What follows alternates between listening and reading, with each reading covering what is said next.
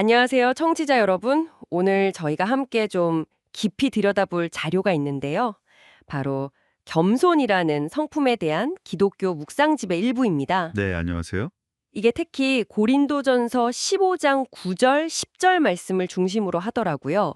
사도 바울의 고백을 통해서 우리가 흔히 생각하는 자랑이나 뭐 우쭐댐 이런 거 말고요. 하나님의 은혜를 드러내는 삶이 뭘까 이걸 탐구하고 있어요. 네, 맞습니다. 그래서 오늘 저희 목표는 이 자료가 말하는 겸손의 좀 특별한 의미, 그걸 좀 명확히 이해해보고 또 그게 오늘 당신의 삶에 어떻게 연결될 수 있을지 같이 한번 생각해보는 겁니다. 자, 그럼 한번 시작해볼까요? 네, 좋습니다.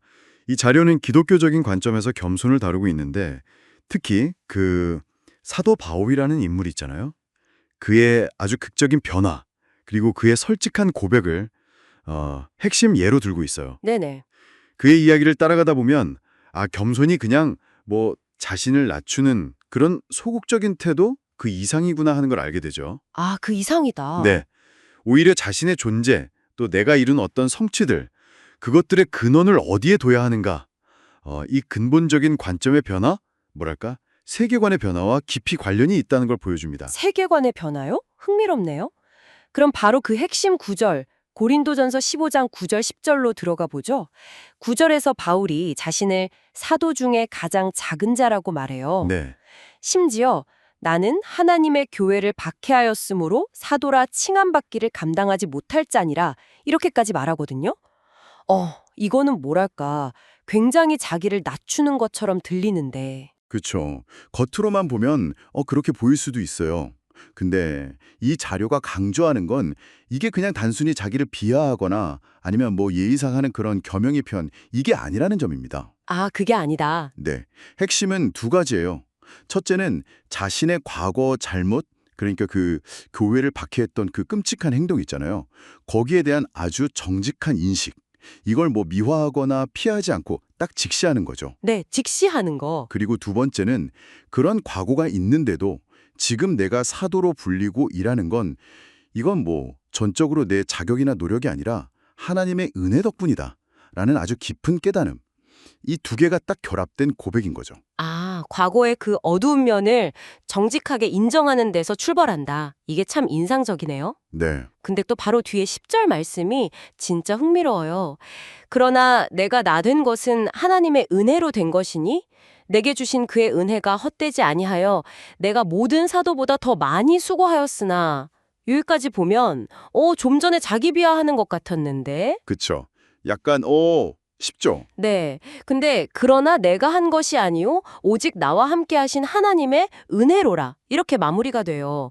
여기서 자기가 모든 사도보다 더 많이 수고했다고 분명히 말하거든요. 이건 어떻게 봐야 할까요? 약간 자기 공로를 내세우는 거 아닌가? 이런 생각도 들 수도 있을 것 같은데요. 바로 그 지점. 그게 이 자료가 말하는 겸손의 핵심이고 또 뭐랄까? 세상적인 겸손하고 딱 구별되는 포인트입니다. 아하. 말씀하신 대로 바울은 자기가 엄청나게 노력하고 수고한 거 그거 부정 안 해요. 네, 인정하죠. 네, 사실은 사실이니까요. 그가 얼마나 열심히 복음을 위해 살았는지는 뭐 사도행전이나 서신들 보면 그냥 나오잖아요. 그렇죠. 근데 진짜 중요한 건 그 다음 구절이죠. 내가 한 것이 아니요 오직 나와 함께 하신 하나님의 은혜로라. 그러니까 자신의 그 모든 수고, 그 성취, 그것의 진짜 동력, 그 결과 이걸 자기 자신에게 돌리지 않는 거예요. 아, 비유하자면 엔진이 차를 움직이게 하지만 그 엔진을 돌리는 연료는 밖에서 오잖아요. 그런 것처럼 내 노력, 엔진을 가능하게 한 그 근원적인 힘, 연료가 바로 하나님의 은혜다. 이렇게 고백하는 거죠. 아, 그렇군요. 노력을 부정한 게 아니라 그 노력의 궁극적인 출처, 그리고 결실의 이유, 그걸 자신에게서 하나님께로 돌린다. 아, 네, 맞습니다. 보통 자기 자랑은 어떻게든 그 결과를 내 능력, 내 노력 덕분으로 이렇게 포장하려고 하잖아요. 근데 이건 완전 반대 방향이네요. 정확합니다. 세상에선 보통 자기 성취를 막 강조하면서 능력을 인정받으려고 하죠. 뭐 그게 자연스러운 욕구일 수도 있고요. 네. 근데 이 자료에서 말하는 겸손은 내 성취를 인정하네요. 하지만 그 영광이나 공로는 내가 아니라 신적인 존재, 즉 하나님께 돌리는 태도, 이게 핵심입니다. 네. 이건 그냥 뭐 아이고 저는 부족합니다. 이렇게 말하는 소극적인 겸손이나 아니면 자기 능력을 일부러 막 숨기는 그런 위선적인 거란 건 좀 근본적으로 다른 거죠. 네, 차원이 다르네요. 오히려 내 노력과 하나님의 은혜, 이 둘 사이의 관계를 아주 명확하게 인식하고 고백하는 거니까 굉장히 적극적이고 또 정직한 태도라고 봐야죠. 그렇군요. 이 묵상집에서도 바울의 삶 자체가 하나님의 능력으로 변화된 삶의 아주 생생한 증거다 이렇게 설명하더라고요. 네, 교회를 막 핍박하던 그런 과거의 죄인에서 복음을 전하는 사도로 변화된 그 극적인 과정 전체가 뭐 바울의 능력이나 자격 때문이 아니라 순전히 하나님의 은혜로 가능했다는 걸 본인 스스로가 가장 깊이 깨달았다는 거죠. 그렇죠. 그리고 이 자료는 우리 역시 삶 속에서 뭐랄까 나의 작은 성취나 수고 이런 걸 내세우면서 무심코 다른 사람이랑 비교하고 우월감을 느끼려는 그런 유혹에 빠지기 쉽다고 지적하고 있고요. 네, 바로 그 지점에서 은혜라는 개념이 중요해지는 겁니다. 이 자료가 강조하는 건 하나님의 은혜가 없었다면 지금의 나는 없다. 이 사실을 깊이 인식하는 것이 진짜 겸손으로 가는 첫걸음이라는 거죠. 아, 은혜 없이는 아무것도 아니다. 네. 근데 이게 결코 자신을 뭐 쓸모없는 존재로 여기는 그런 자기 비하랑은 달라요. 그건 아니군요. 네. 오히려 그건 하나님이라는 절대적인 기준 앞에서 내 실제 모습을 정확하게 파악하고 내가 가진 재능, 능력, 또 내가 이룬 성과들, 이게 궁극적으로 어디서 왔는지를 올바르게 인정하는 과정이에요. 즉, 나를 세상의 중심에 놨던 그런 자기중심적인 생각에서 벗어나서 하나님을 중심에 두는 신중심적인 관점으로 전환하는 것, 그걸 의미하죠. 자기 중심성에서 신중심성으로의 전환이라. 이게 말은 쉬운데 사실 실천하기는 참 어려울 것 같아요. 우리 안에는 끊임없이 나를 좀 드러내고 인정받고 싶어하는 그런 욕구가 있잖아요. 물론입니다. 당연히 어렵죠. 그래서 이 자료는 개인의 어떤 심리 상태를 넘어서 좀 더 근본적인 차원으로 들어가요. 인간의 상태에 대한 신학적인 이해, 즉 창조, 타락, 구속이라는 큰 틀 안에서 겸손을 조명하는 거죠. 아, 창조, 타락, 구속. 네, 이 관점을 이해하면 왜 겸손이 그냥 뭐 좋은 성품 중 하나, 이게 아니라 신앙의 아주 핵심적인 요소로 여겨지는지가 좀 더 분명해집니다. 네, 그 창조, 타락, 구속이라는 틀 좀 더 자세히 설명해 주실 수 있을까요? 이 묵상집에서는 이걸 하나님의 시각으로 살아가기 위한 기본 지도처럼 제시하고 있던데요. 네, 그렇습니다. 일단 창조의 관점부터 보면요. 이 자료에 따르면 인간은 원래 하나님을 영화롭게 하고 그분께 영광을 돌리도록 만들어졌다는 거예요. 네. 즉, 인간 존재의 목적 자체가 나를 높이는 게 아니라 창조주를 드러내는 데 있다. 이때 인간은 자기 가치를 창조주와의 관계 속에서 발견하고 안정감을 누린다는 거죠. 아, 원래는 그랬는데 타락으로 그게 깨졌다는 거군요. 맞습니다. 타락 단계는 죄 때문에 인간이 원래의 창조 목적에서 벗어나서 하나님처럼 되려고 하고 스스로 영광을 가지려고 하는 상태를 말해요. 하나님 중심에서 자기 중심으로 확 이동해버린 거죠. 네네. 이게 바로 교만, 자기 자랑의 뿌리가 되고 결국은 자기를 고립시키고 다른 사람과의 관계도 파괴하는 결과를 낳는다. 이렇게 설명합니다. 사도 바울이 과거에 교회를 핍박했던 그 행동은 이런 타락한 인간 상태가 얼마나 파괴적일 수 있는지를 보여주는 좀 극단적인 예시로 볼 수 있겠죠. 그렇다면 구속은 이 깨진 관계, 왜곡된 상태를 회복하는 과정이겠네요. 정확합니다. 구속 단계에서는 예수 그리스도의 역할이 아주 강조됩니다. 이 자료는 예수 그리스도께서 삶과 죽음을 통해서 겸손의 완전한 본을 보여주셨다고 말해요. 네. 특히 그 십자가는 인간의 교만과 죄를 가장 선명하게 드러내는 동시에 그럼에도 불구하고 용서하고 받아주시는 그 하나님의 무조건적인 사랑, 은혜를 선포하는 사건으로 해석되는 거죠. 아, 십자가가 은혜의 선포다. 네, 이 구속의 은혜를 받아들일 때 비로소 인간은 다시 자기 중심성에서 벗어나서 하나님께 영광을 돌리는 원래의 창조 목적으로 돌아갈 수 있다. 그리고 잃어버렸던 겸손을 회복하도록 부름받는다. 이런 이야기입니다. 아하, 그러니까 사도 바울의 그 극적인 회심, 그리고 내가 나된 것은 하나님의 은혜다. 이 고백은 바로 이 구속의 은혜를 그가 얼마나 깊이 체험했는지를 보여주는 증거다. 이렇게 연결되는군요. 네, 그렇습니다. 그의 겸손은 그냥 성격이 변한 게 아니라 이 창조, 타락, 구속이라는 아주 거대한 이야기 속에서 자기 위치를 깨달은 결과다. 이런 말씀이시네요. 그렇죠. 이 신학적인 틀이 바울의 개인적인 고백에 깊이와 무게를 더해주는 거죠.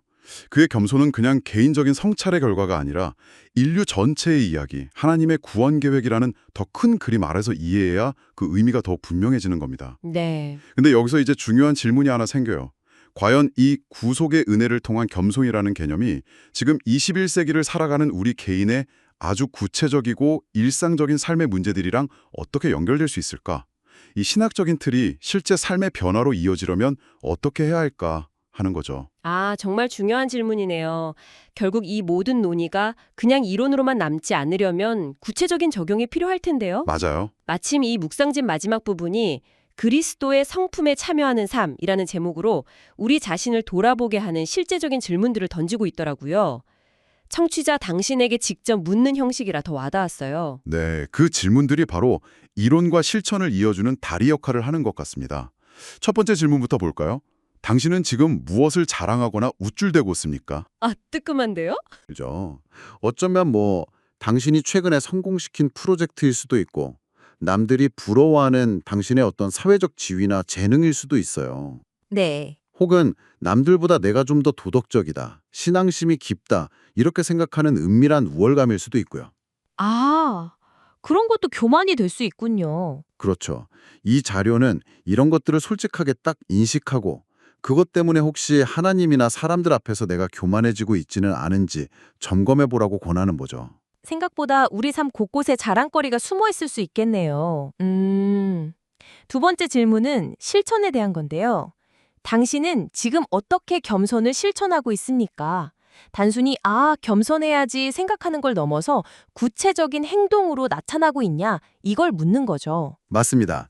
예를 들면 어떤 일을 성공적으로 잘 마쳤을 때 그 공을 슬쩍 나한테 돌리면서 내가 잘했지 하고 만족하는지 아니면 이게 가능하도록 도와주신 하나님의 은혜 또 주변 사람들의 도움에 감사하면서 영광을 돌리는 기회로 삼는지 이걸 돌아보라는 거예요. 네. 또 다른 중요한 실천 영역은 다른 사람의 성공을 대하는 태도, 동료나 친구가 잘 됐을 때 진심으로 같이 기뻐해주고 축하해주는지 아니면 속으로 좀 시기하거나 내 처지랑 비교하면서 괜히 위축되거나 그런 마음은 없는지 성찰하게 하죠. 이것도 쉽지 않죠. 그렇죠. 더 나아가서는 내 부족함이나 실수를 솔직하게 인정하고 때로는 듣기 좀 불편할 수 있는 다른 사람의 비판이나 조언을 방어적으로 대하지 않고 겸허하게 받아들이는 연습. 이것도 중요한 겸손의 실천으로 제시됩니다.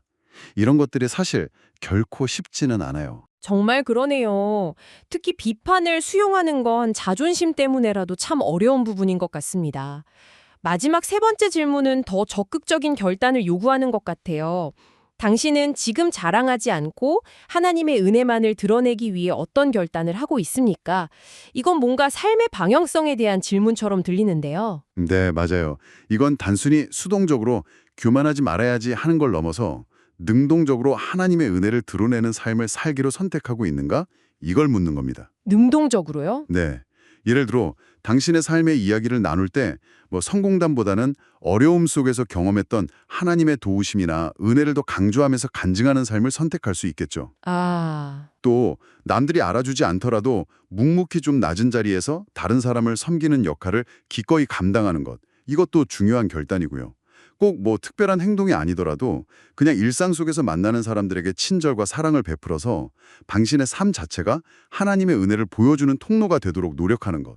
이 모든 게 이 질문에 대한 답이 될 수 있습니다. 네. 궁극적으로는 내 삶을 통해 나를 드러내는 게 아니라 나를 나되게 하신 하나님의 은혜를 드러내기로 결단하고 있느냐 이걸 묻는 거죠. 아, 이 질문들을 쭉 따라가다 보니까 이 다료가 말하는 겸손은 단순히 고개 숙이고 소극적인 그런 모습이 아니라 자신의 삶 전체를 통해서 하나님의 은혜를 증언하려고 하는 아주 적극적이고 의지적인 태도라는 게 분명해지네요. 맞습니다.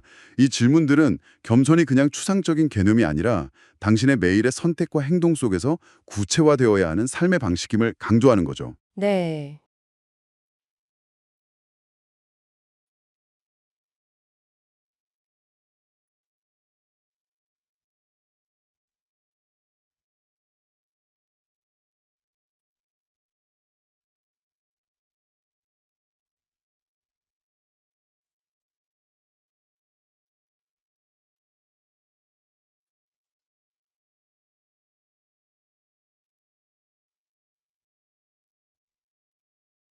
성공을 다루는 방식, 다른 사람과의 관계, 실패나 비판에 대한 반응, 그리고 내 삶의 궁극적인 목적을 어디에 두는지, 삶의 모든 영역과 다 연결되어 있는 겁니다. 그리고 이 모든 실천의 근본 동력은 역시 내가 받은 은혜가 얼마나 큰가, 여기에 대한 인식에서 출발한다라고 이 자료는 이야기하고 있습니다. 오늘 저희는 청취자 당신께서 보내주신 기독교 묵상 자료를 통해서 겸손이라는 주제를 좀 깊이 있게 다뤄봤습니다. 핵심은 이거였죠. 이 자료가 제시하는 겸손이란 내 노력과 성취를 정직하게 인정하면서도 그 모든 것의 궁극적인 근원과 공로는 하나님의 은혜로 돌리는 태도다. 네. 이건 자신을 높이려는 세상 방식과는 확연히 구별되고 또 자신의 과거, 특히 실패나 잘못에 대한 정직한 성찰, 그리고 현재를 가능케 한 하나님의 능력에 대한 깊은 신뢰, 마지막으로 창조, 타락, 구속이라는 그 신학적 세계관에 뿌리를 두고 있다는 걸 확인했습니다. 네. 오늘 나눈 이야기들을 마무리하면서요. 청취자 당신께서 앞으로 혼자 좀 더 깊이 고민해 보실 만한 질문을 하나 던지고 싶습니다. 네, 어떤 질문인가요? 아까 이야기 나눴듯이 사도 바울은 내가 모든 사도보다 더 많이 수고했다고 자기의 그 엄청난 노력을 분명히 알고 있었어요. 네, 그랬죠. 그러면서도 동시에 내가 한 것이 아니요 오직 하나님의 은혜로라고 고백합니다. 이 둘 사이에 긴장감 있잖아요. 인간의 그 치열한 노력과 열정, 그리고 모든 것을 가능케 한 전적인 하나님의 은혜라는 신앙 고백. 이게 어떻게 한 사람 안에서 건강하게 공존할 수 있을까요? 아, 노력과 은혜의 공존. 네. 특히 오늘날처럼 막 성과, 노력을 강조하는 사회 속에서 내 정당한 노력을 인정하는 것과 그 공로를 부당하게 내 것으로 돌리는 그 교만 사이의 아슬아슬한 경계선, 이걸 어떻게 분별하면서 걸어갈 수 있을까? 정말 어려운 지점이네요. 그렇죠. 이 질문에 대한 답을 찾아가는 그 여정이 오늘 우리가 함께 탐구한 겸손을 당신의 삶 속에서 더욱 깊이 이해하고 또 실천하는 데 도움이 되지 않을까 생각합니다. 네, 노력과 은혜 사이에 그 건강한 긴장감을 유지하는 것 정말 평생 고민하고 또 씨름해야 할 중요한 질문인 것 같습니다. 오늘 저희와 함께 이 깊이 있는 자료를 통해 겸손이라는 성품을 여러 각도에서 조명해 주셔서 정말 감사합니다. 네, 저도 유익한 시간이었습니다.